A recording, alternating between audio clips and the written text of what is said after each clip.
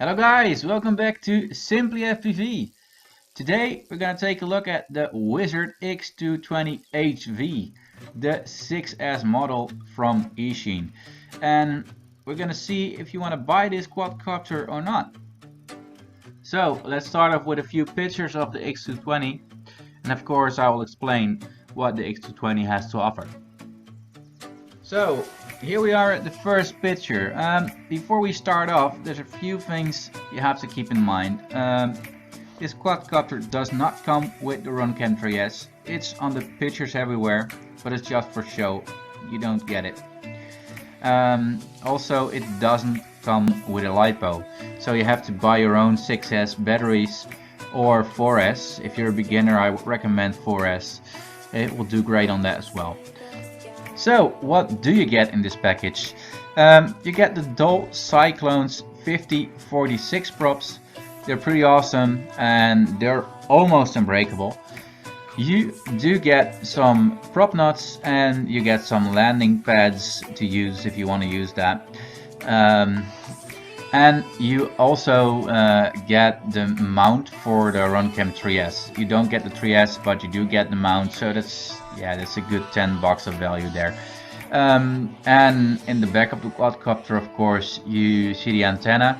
Looks like a TPS, but it's an eachine copy, branded thing, whatever. It's eachine and it's on there, so pretty good.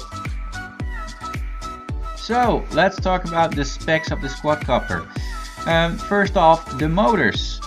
Yeah, I think they're pretty sexy looking, but they're also looking a lot like the Racerstar motors. Racerstar Sprung. I don't know if they're from the same factory, maybe they are, but the motors on the quadcopter, of course, are eachine branded motors. They're 2306, 16 kV motors, so it gives you plenty power, of course. And on to the ESCs. As you can see, the arms are very small. They're also very thick, as you can see in the picture, but it wouldn't fit a normal ESC, so they've chosen to use a 4-in-1 ESC.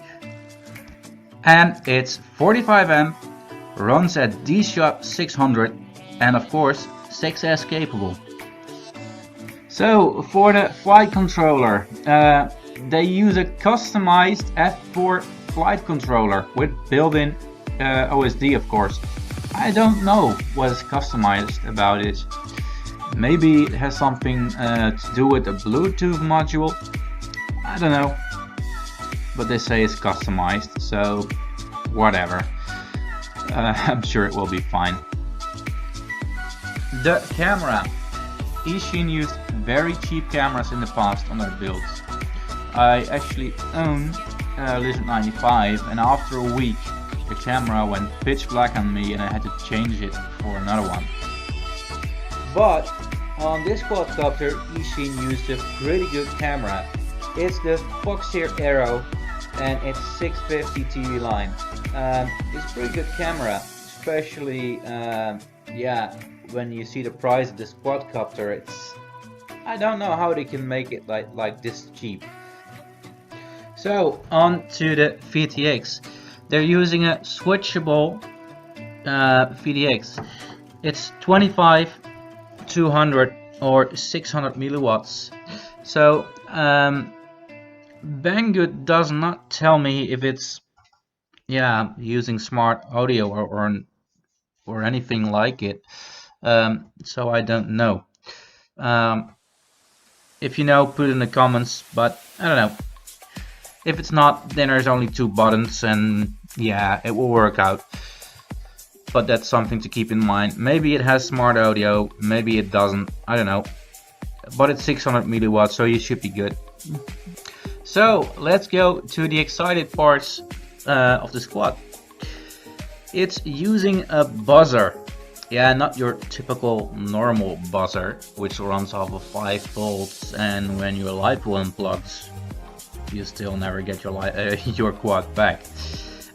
This has a special onboard buzzer with a built-in LiPo. So when your LiPo unplugs, the buzzer starts beeping automatically, and it will beep for hours and maybe for days, I don't know.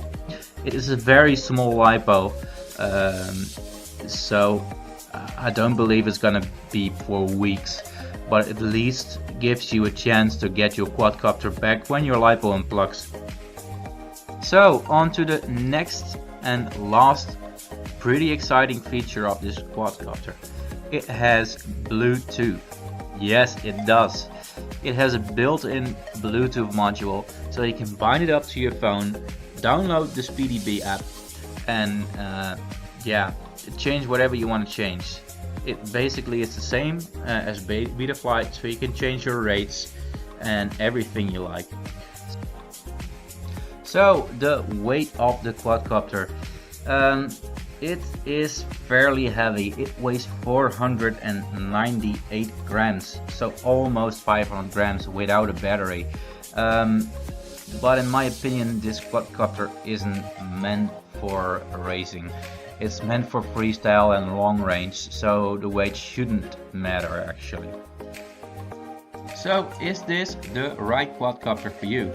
As a beginner, I would say probably yes, because as a beginner you need something that can take a beating. You need something that isn't too expensive, because of course you're gonna break it more than once. And you need something where you can move up, you can scale up. So I think this quadcopter has that options, because you can start on FORE, where the quadcopter is fairly slow, it's still controllable, so you can learn it on a slower pace.